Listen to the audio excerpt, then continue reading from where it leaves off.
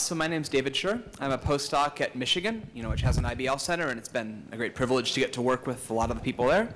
So I want to talk about implementation of IBL in Michigan's proof-based linear algebra course. So this course, Math 217, in Michigan parlance, fills two purposes. It's the first course for the students in linear algebra, and perhaps more importantly, it's the first course for the students in Intro to Proofs. So this is a class that is required for all majors and a good chunk of the minors. It's also required for our secondary ed teachers, 7 to 12. So this has traditionally been taught in a lecture style. There will be, at any given semester, you have about 200 students in the class divided into 6 to 8 sections, each with an instructor. And they'll be solely with that instructor. It's not a lecture section model, just a split model. So, and we are currently in the process of transitioning that course to a set of methods that are much more closely linked to IBL, so more like the intro program at Michigan. So, the way this was begun in spring 2014 by Gavin LaRose, and I joined the effort in fall 2014. So, the difficulty, I think, the unique difficulty we had is that, so the two of us last fall were teaching alongside traditional lecture sections. So there'd be the two of us doing IBL or IBL-ish stuff in class, and then there'd also be people doing lectures, and everything was common. The homework was common, the exams were common, written by all of us, and there was a textbook that we had to follow. So the question is, how can we get IBL methods into a class with all these constraints? So here's what we did. So in an IBL class, for us, it was vital that the students read the textbook before class, and we had to find a way of enforcing that. So we decided to have pre-class reading homework. What we do is we expect them to read beforehand. We don't necessarily expect them to have full knowledge, but enough to answer two or three basic questions, like, can you use this definition to do something easy? Okay, have you read this paragraph? Do you know what it says? So we assign that via a web homework system, a web work system, and it's generally due a few hours before class starts, often in the middle of the night. And during class, we spend about maybe 20% of the time, talking to the students who are doing whole class discussions, and then they spend 80% of the time in group work. We write worksheets. These worksheets have a mix because it's a mixed class. You have a mix of computational, conceptual, and theoretical work. The theoretical work is usually rather heavily scaffolded, so that they can build up the proofs for themselves. The worksheets, I should say, are not graded, and they are not presented. That's our concession to the time in the schedule. We don't have time for student presentations. Instead, we'll take student ideas. When I'm summing up, I'll say the student had this nice solution, but I'll present it myself. And so, well, did it work? Yeah, I thought it worked pretty well. Although I can make absolutely no claims about statistical performance on exams with small sample size. We certainly didn't see any difference, statistically significant or otherwise, in the scores in the class, so it certainly did not hurt them. The students very much liked it. So we had some traditional evaluations, and the students were positive there. We also had some people from the School of Education come in and observe the classes and talk to the students independently of the professor, and those seemed to go well. Can it be better? Absolutely. Working with people, such as Dan Vischer, to, maybe see if we can get a little more, just work on how the proofs fit into the class a little bit more. I don't think we're completely satisfied with that yet, but we have a start. And I guess the main point I wanted to make is that it is absolutely possible to get IBL elements into a class without sacrificing coverage or content. Although, it would be, in some ways, it's ideal to have an IBL class like one of Mike Starbird's classes where you have control over the content and you can, vary the pace at your will. It's not required. You can do these things even without having full control. And so that's about what I wanted to say. Thank you.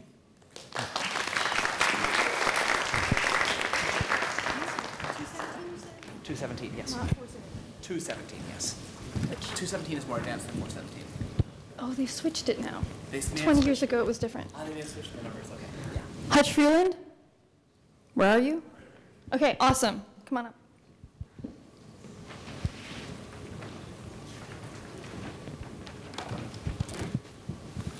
Good afternoon, everyone. Just now they told me it was a 5-minute presentation, so I guess we're going to have to leave the PowerPoint out of this.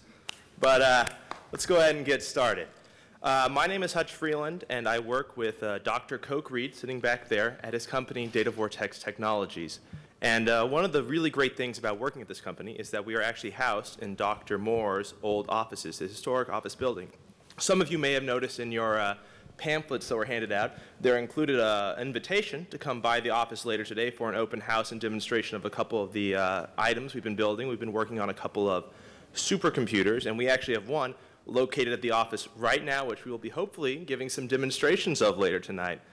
One of the things that I really enjoy is that Dr. Reed brings the essence of IBL into the workplace.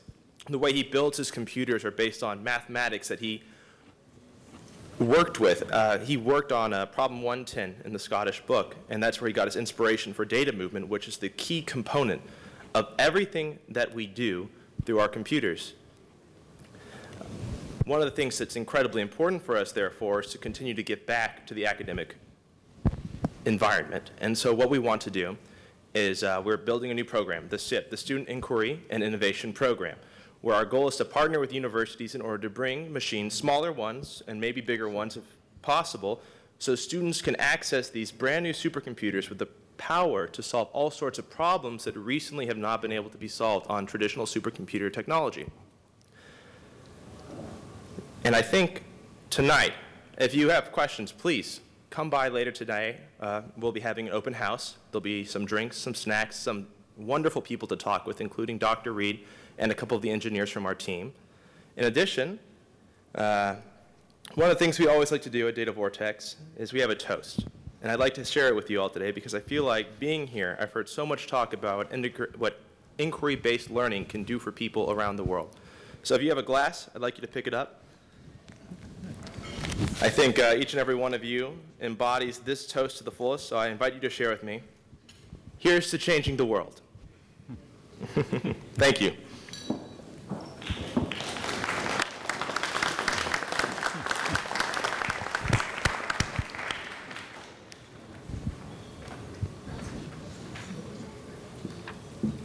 Now we have Oscar Chavez.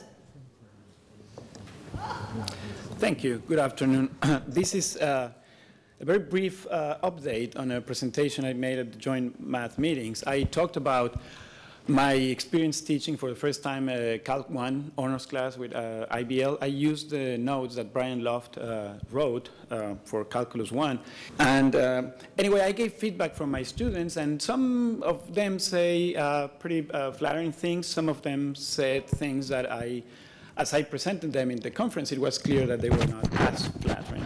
And Ted Mahavier, I think he took a little bit of pity on me, and he suggested, well, don't worry. After a semester or two, they'll see how useful this was. You should ask them after a semester how they did. So this is my short update. I emailed my 24 students at the end of this semester, which is a semester after they took the class with me, and asked them a few questions. One of them is that if after a semester they still liked the way the class was taught. Out of the 24, I got only 10 responses. So this is a very well, self-selected sample, so it may not be representative. 8 out of the 10 say they strongly agreed that they liked that class, and 2 agreed. I asked them if they liked the current class they were taking. Most of them were taking Calc 2, but not all of them. Others were taking stats for biosciences and things like that. 5 either agree or strongly agree that they like the class they're taking. And the other, well, 3 or 4, they disagreed or strongly disagreed about their class. The important question for me was if they thought that the Calc 1 had been useful for them in the class that they just took in the spring. And I was pleased that 6 strongly agreed and 2 agreed, 1 disagreed. And I don't know much details about those. I was interested because this was Ted Mahavier's suggestion. What is their grade in that second class that they took? This is probably not the final grade they had, but the grade they thought they would get by the time I did this little survey. 4 of them went from an A to an A.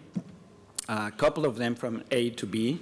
One B and B, another one went from B to C, and that student was actually very enthusiastic in his comment, so I suppose he's fine with the C.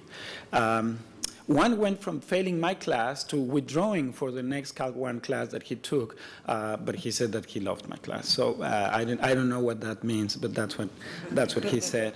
I asked them about weaknesses and strengths, and they said things that I pretty much anticipated because they were consistent with what they had said by the end of the fall, and most of that had to do with the pace.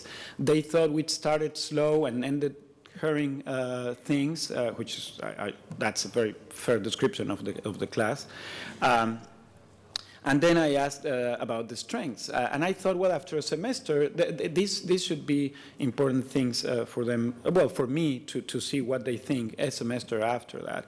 And, well, you'll be familiar with these kind of things. Somebody said that deriving formulas from scratch helped them fully grasp the concepts, that we went in depth into some topics, and they liked that.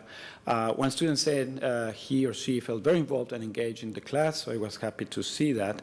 And well, one said that the instructor, that's of course me, was just lighthearted and sassy enough that he made the class a good one. I didn't know the word sassy. I hope it's a good thing, but that's what it said.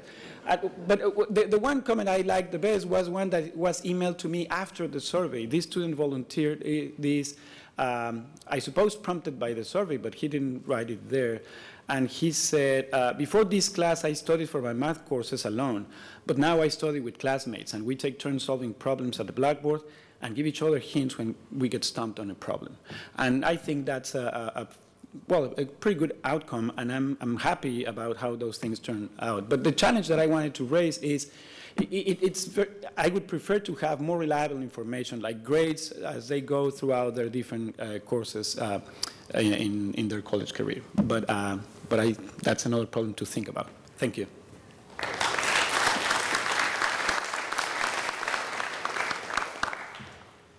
Steve Brown, where are you?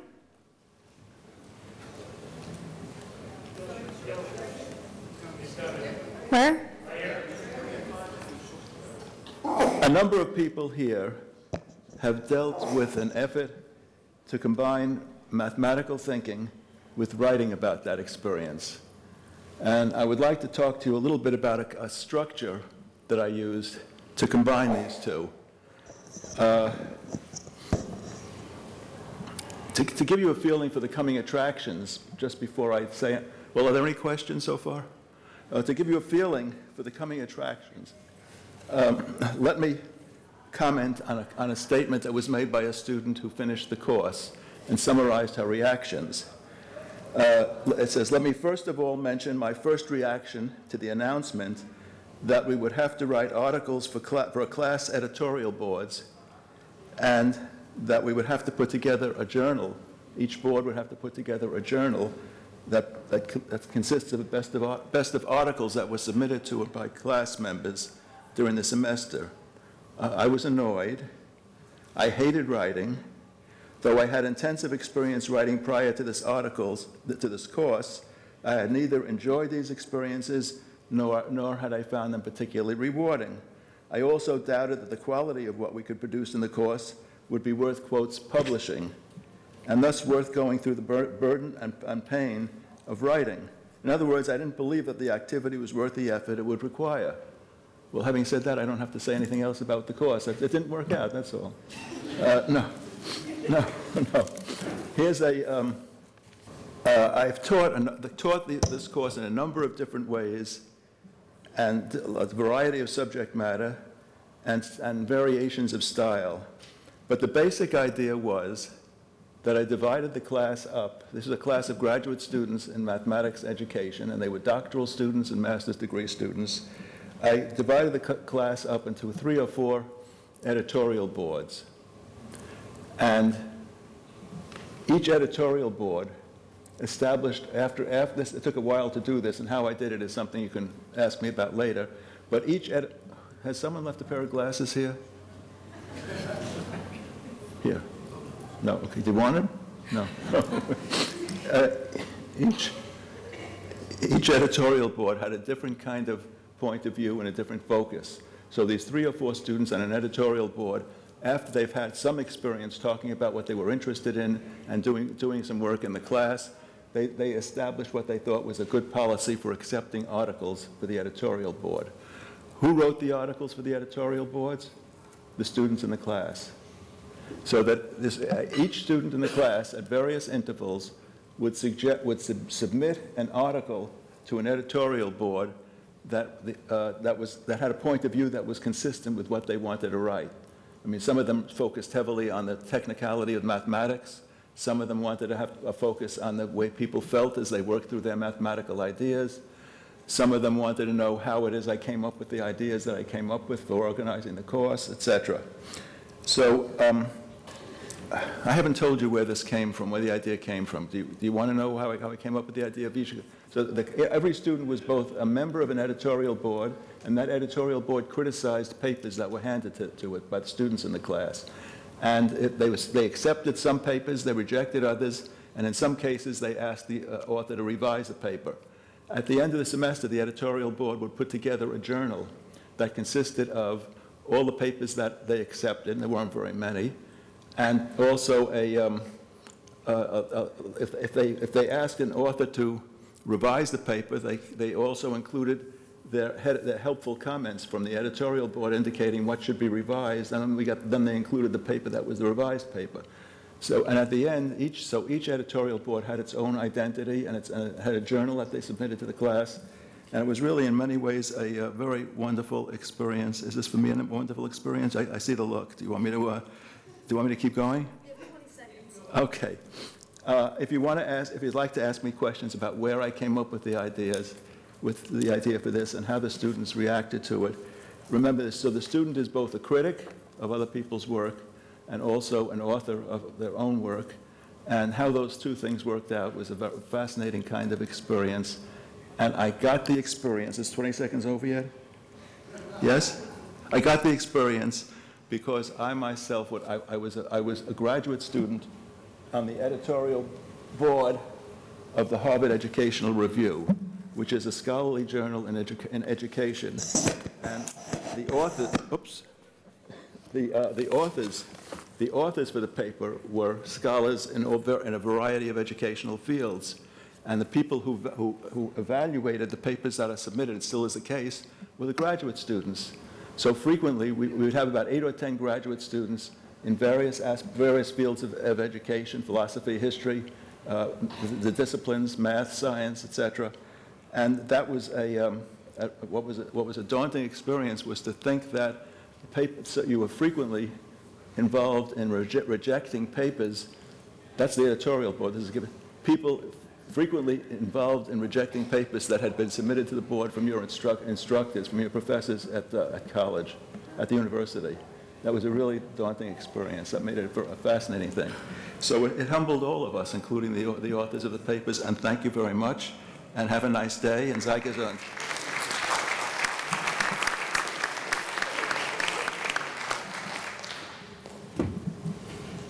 Do we have Zachary Sarver? Awesome, get up here. Hi everyone, I'm Zach Sarver. I'm a graduate student at Auburn University.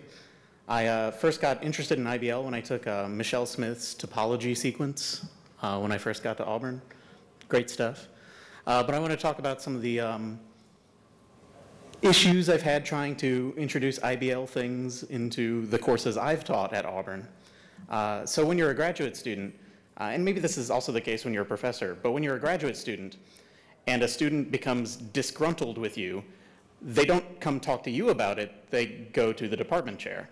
Or maybe they leapfrog the department chair and try to go to some higher form of administration. And either, the student is brushed off, or maybe I'm pulled aside and told to re-gruntle this student. But in either case, I've rocked the boat. And when you're a grad student, that's not usually something you want to do. So I've had to be sneaky. And I wanted to talk about a few of the sneaky things I've done to make students learn whether they want to or not.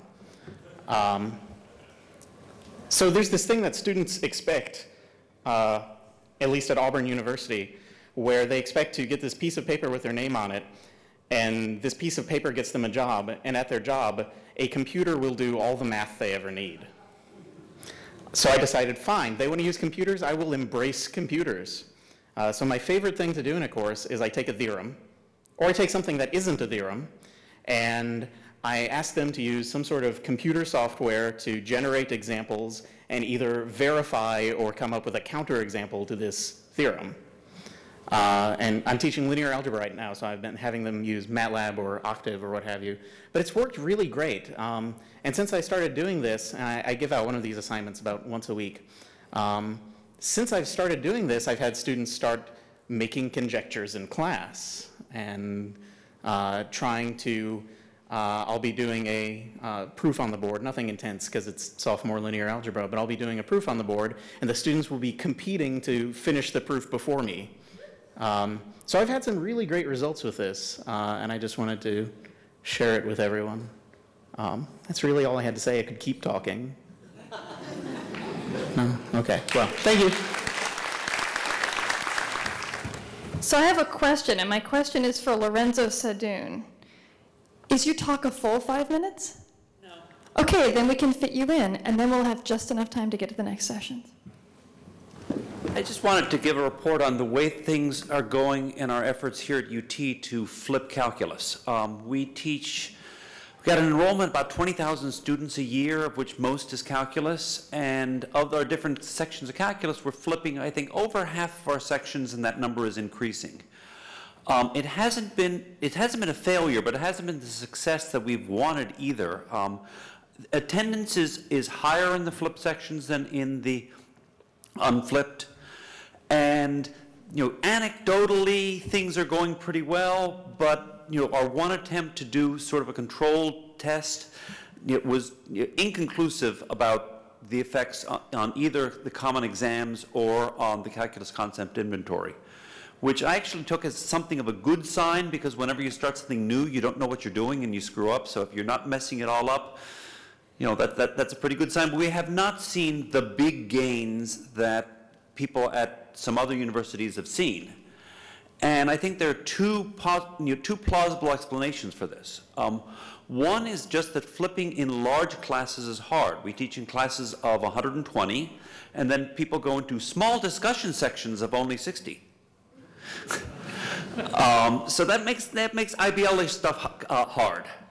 And the other is that we basically don't know what we're doing, because this really hasn't been done before, flipping in large classes, calculus in large classes, and we're doing the best we can. We're learning on the fly, but those of us who are leading the train don't really know what we're doing. We're taking a fake it till you make it attitude.